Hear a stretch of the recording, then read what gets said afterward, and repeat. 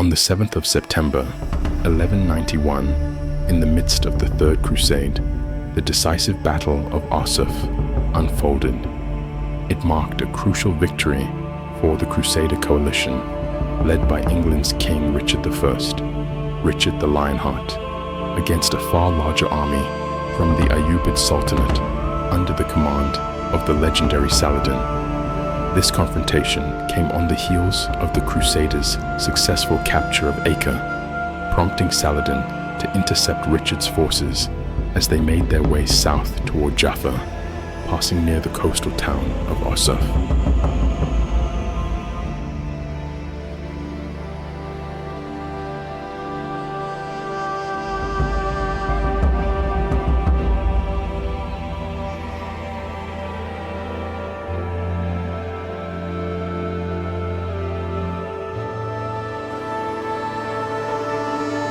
Following the fall of Acre, Richard understood the strategic imperative of seizing Jaffa, an essential stepping stone for any planned assault on Jerusalem.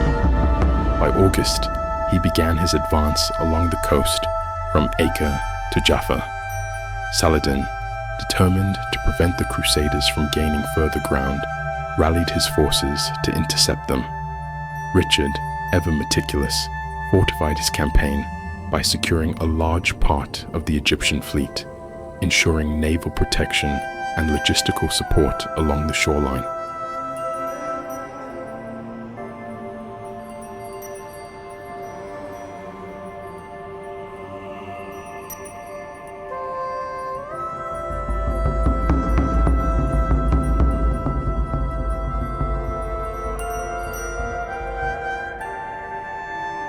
Keenly aware of the devastating Crusader loss at Hattin years earlier, where heat and thirst had ravaged Christian forces, Richard prioritized access to fresh water and protection from the punishing sun. Alongside his marching army moved a fleet that delivered supplies and aided the wounded. The Crusader column advanced in tight formation, wary of ambushes. 12 cavalry regiments, each with 100 knights, formed the army's core, flanked by infantry on the inland side for defense against projectiles and sudden raids.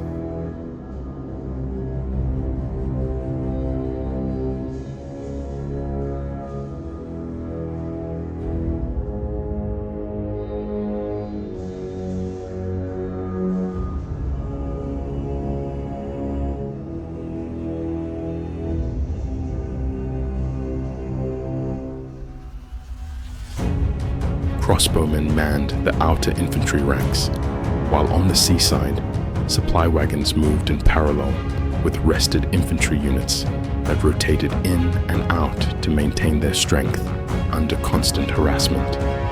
The Crusader pace was dictated by foot soldiers and the baggage train, while the highly mobile Ayyubid cavalry shadowed them with ease.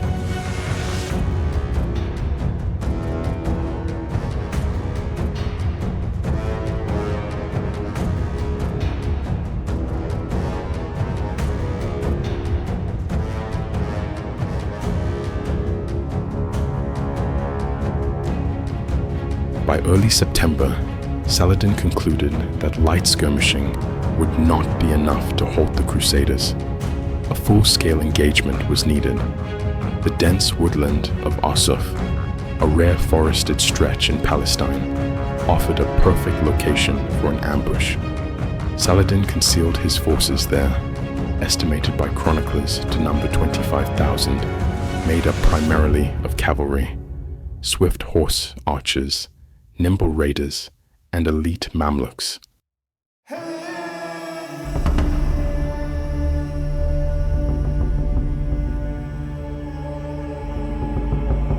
Richard's army comprised about 10,000 infantry, spearmen, and crossbowmen, and 1,200 heavy cavalry. Sensing an imminent battle, Richard positioned his most disciplined warriors at the most vulnerable points. The Templars, under Robert de Sablé, held the vanguard, while the rear was secured by the Hospitallers, led by Garnier de Nablus. In between marched contingents of Angevin, Breton, Poitevin, and Guy of Lusignan, the titular king of Jerusalem.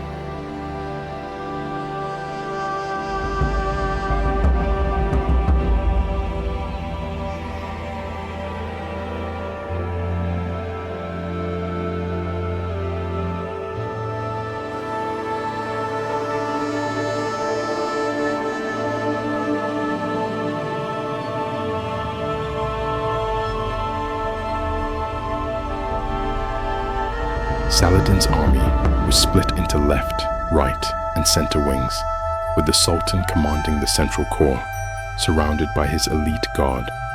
The vanguard featured Bedouin skirmishers, Sudanese archers, and agile Turkish horse archers, backed by heavier cavalry drawn from Egypt, Syria, and Mesopotamia. His approach relied on fluid, relentless hit-and-run tactics designed to wear down the Crusaders.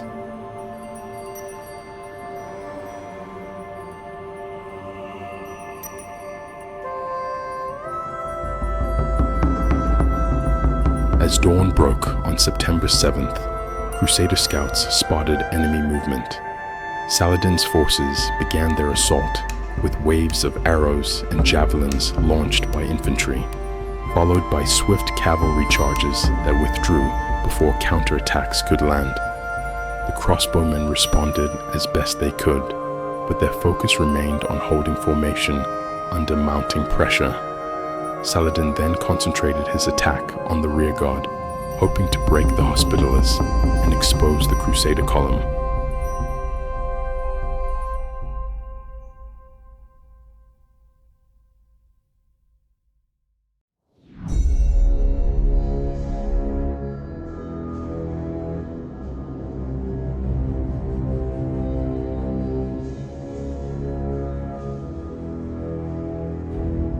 At this crucial juncture, Garnier de Nablus requested permission to strike back. Richard, still awaiting the signal for a coordinated attack, initially refused. Yet whether through desperation, miscommunication, or sheer initiative, Baldwin Le Caron and the Hospitaller Marshal launched a bold charge, crying St. George, which soon drew in other knights and French forces.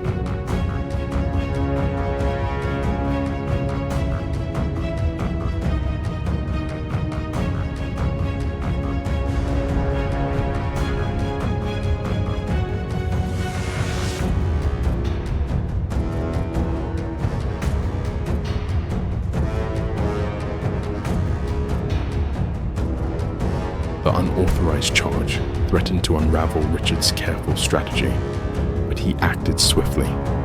Recognizing the risk of isolation, Richard ordered a general assault. The infantry opened lanes for the charging knights, transforming the Crusader force from a defensive line into an attacking wave that surged from rear to front. The sudden offensive stunned Saladin's troops.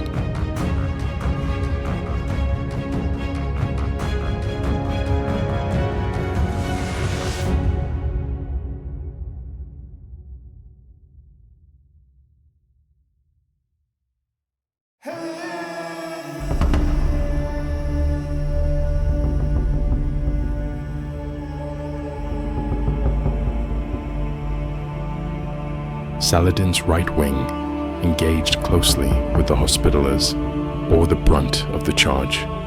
Many of his men had dismounted for archery and were caught off guard. The Crusader knights cut through the Ayyubid lines with ferocity, exacting revenge for hours of torment. The assault shattered Saladin's cohesion. Muslim chronicler Baha al-Din recorded a total collapse of the Ayyubid center and left. In the chaos, he could find only a handful of guards and a solitary drummer around Saladin's standard.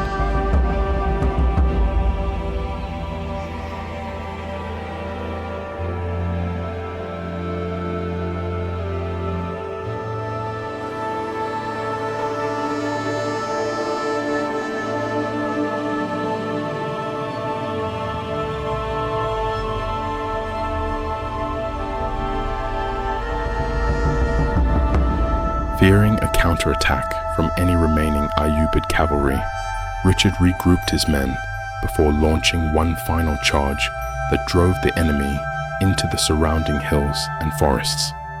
With the battlefield secured, Richard returned to Arsuf, where his infantry had established a fortified camp. That night, Crusaders combed the battlefield, retrieving spoils from their fallen foes.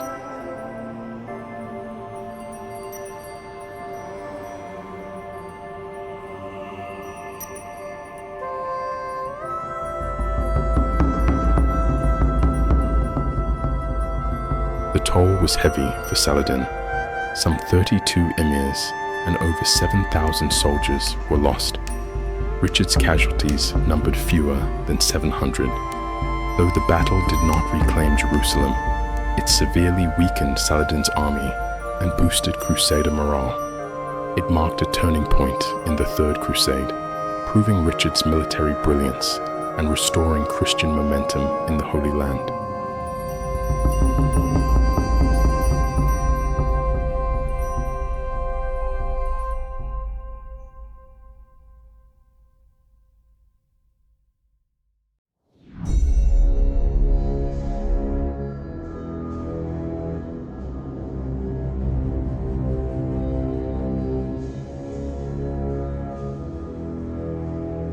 The Battle of Arsuf stands not only as a key victory, but also as a masterclass in medieval warfare, where discipline, patience, and leadership turned the tide.